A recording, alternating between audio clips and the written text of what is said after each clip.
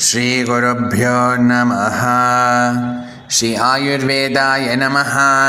श्री स्कंदाय नमः। Coming to the second day of Skanda Ayurveda, that is the glory and greatness of Lord Skanda in Ayurveda. Today we will be continuing with the Shanmukotpatti. We will see who was this Subramanya in his previous Janma. That's because according to our Shastra, this Janma is the result of Purva Janma Klesha Karma Phala, and in this regards Vagbhata clearly states Shuddhe Shukrartave Sattvaha Swakarma Klesha Choditaha Garbha Sampadhyate Yuktivashad Agnirivaranau. And accordingly, whose avatara was this Subramanyeshwara? The answer is found in Tripura Rahasya. One of the Brahma's Manasaputra is Sanat Kumara. He is one among the four Manasaputras. The four Manasaputras of Brahma are Sanaka, Sanandana, Sanat Kumara and Sanatana. This Sanat Kumara was a Brahmagnani. Once he got a swapna, that is dream, in which he saw he was killing the Rakshasas.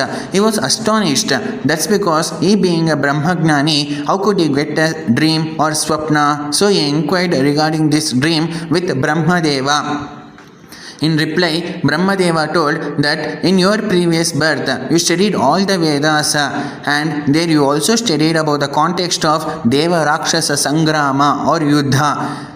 And hence you were very angry on Rakshasas as they led their life Veda Viruddha, that is antagonist to Veda. And that thought of yours in the form of Vasana, that is distinct memory, is now attached to you in this life also, and hence experiencing in the form of a Swapna or a dream. Hence you will be born as Deva Senapati and will kill Rakshasas. In this Janma, hearing this from Brahmadeva, Sanat Kumara saluted Brahmadeva and went to Sri Shaila Giri for doing dhyana and tapas on Satchidananda Swarupa. Now, Shiva Parvati from Kailasa came to Sri Shaila Giri at Pradosha Kala or Sandhya Kala and saw Sanat Kumara in dhyana vasta. Sanat Kumara didn't stand and also didn't do namaskara to Mahadeva Shiva. And hence Shiva told, I will curse you. In reply, Sanat Kumara told, you cannot curse me as I am not the body. I and you are the same. I am Atma. And why should I stand when I am seeing you always?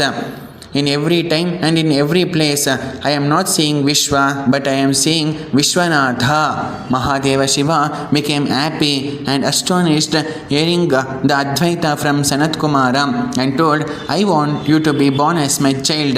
In reply, Sanat Kumara told, okay then, I will be born as your child only. Hearing this, Parvati Devi, who was beside Mahadeva Shiva, asked, what? You will be born only for Mahadeva Shiva, not for me? In reply, Sanat Kumara told, you didn't ask for a boon and hence I didn't give you. In reply, Parvati Devi told, don't you know that Dharma Shastra, if Pati, husband, asks, it applies for Patni, wife also, so you should also be born for me.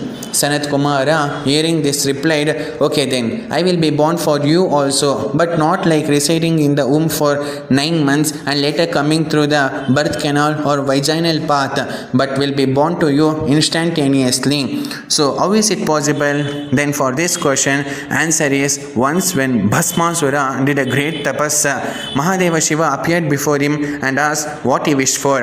In reply, Bhasmasura told that whomsoever I keep my hand on their head, they should get burned and turned into Bhasma, that is ashes. Mahadeva, again being Bola Shankara, granted him the boon. Now Bhasmasura tried to test his boon on Mahadeva Shiva himself. Hence Mahadeva began to run.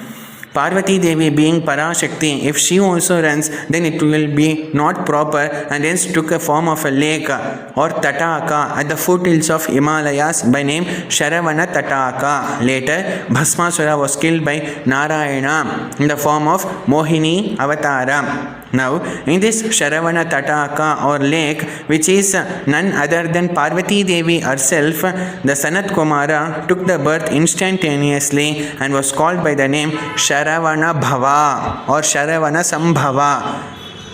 Thus, here completes the Shanmukotpatti.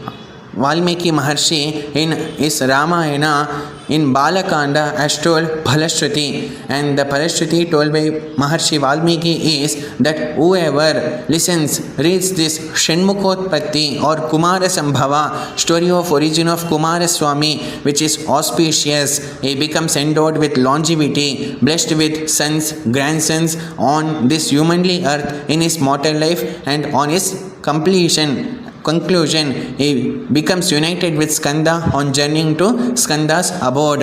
And the shloka is Eshate Rama Gangaya Vistaro Abhihito Maya Kumara Sambhavaschaiva Dhanya Punyastadhaivacha Bhaktaschaya Kartikeye Kakutsta Bhuvimanavaha Ayushman Putra Pautraischa Skanda Salokyatam Vrajet.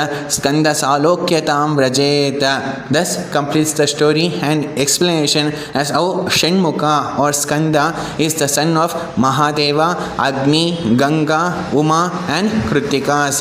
Thus Sushruta and Vagbhata, keeping this story of Shanmukotpatti or Kumara Sambhava, has done the shloka and namaskara to Skanda as Devadevasya Mahataha Pavakasya Chayasutaha Gangoma Kritikanancha Sate Sharma Prayachatu. Knowing the story of this Shanmuka is Adhya Kartavya for Ayurveda Vidyarthis and Ayurveda Vaidyas. Thus saying, let's receive the grace of Shri Shanmuka on this auspicious Kartika Masa.